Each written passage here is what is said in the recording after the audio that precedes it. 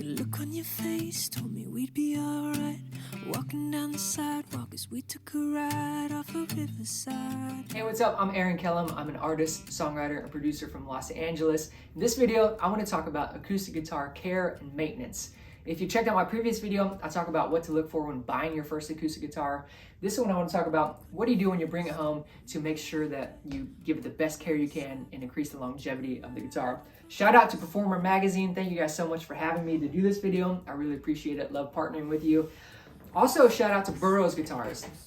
Incredible guitar company. They're newer, out of New York, and their whole thing is just putting really great quality guitars into the hands of maybe someone on a lower budget who doesn't want to spend a ton of money on their first guitar. I promise you, if you purchase one of these, you will not be disappointed. You can find them at adorama.com, and totally worth checking out. So you bring the guitar home, and what do you need to look at? What do you need to check out? The first thing is when it changes environments, the action of the guitar can actually change. And the action is how high the strings sit off of the fretboard. So maybe when you bought it, it was real easy to play and push down on the strings, but you bring it home and maybe now you're like, ooh, that's kind of harder to push down on. They seem really far away from the fretboard. That can all be changed with the truss rod. The truss rod you'll find right in here, and you can just grab a tool and you can either tighten it or loosen it, and that'll actually change how high the strings sit on the fretboard. So that's important to know. Another thing the truss rod does is maybe you're playing it and you notice, oh, when I get on this fret, I hear a little buzz. I wonder what's doing that. You can change that also by tightening or loosening the truss rod as well. So that's really important. I personally allow someone else to do that for me, but I know that's not an option for everyone. So it's really important that you know what to do when the action is a little too high or you're getting a fret buzz, because that can change it. Another thing that you'll want to know is how to change the strings. These here are bridge pins right here. And what you'll do is you'll just loosen up the string. There are tools that you can loosen it easier. You can do it by hand, either one. And you just grab a pair of pliers and you pull out the bridge pin, pull the string out, put the new string in, and you just push the bridge pin back in with your finger. When I first bought a guitar, I feared that I could pull too hard and maybe I could break those. They're pretty durable, so don't be afraid of grabbing a pair of pliers to pull that out. You will not hurt it. Another thing that you want to think about, which can help with the care of the guitar, is fretboard care.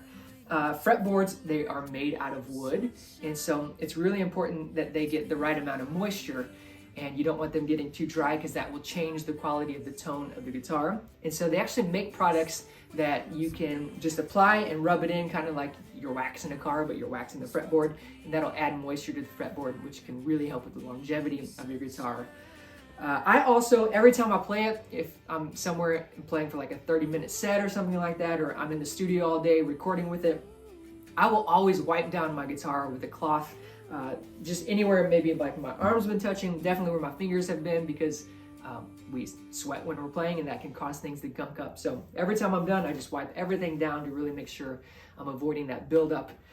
Which is another thing you want to look for on the fretboard is sweat buildup. You'll find it, especially here, like on the frets, you'll notice some gunk gets in there. And so you just want to make sure that you're clearing that out of the way because that will help maintain your guitar and it really helps with the quality of the tone.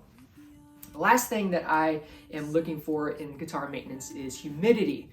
Humidity is really important because, again, this is wood and it absorbs moisture, and you will notice a definite difference in the sound of your guitar dependent on the environment that it's in. They make humidifier packs that you can put in the case of the guitar. They make little things that you put in the sound hole and you add water to it to make sure you're maintaining the right amount of moisture in your guitar. So be sure to look into that. Be sure to purchase those. It's not something that you want to avoid or maybe kind of look over like, oh, it doesn't matter that much. It really does. Sometimes I'll pick up my guitar if it's been sitting in a space for a while.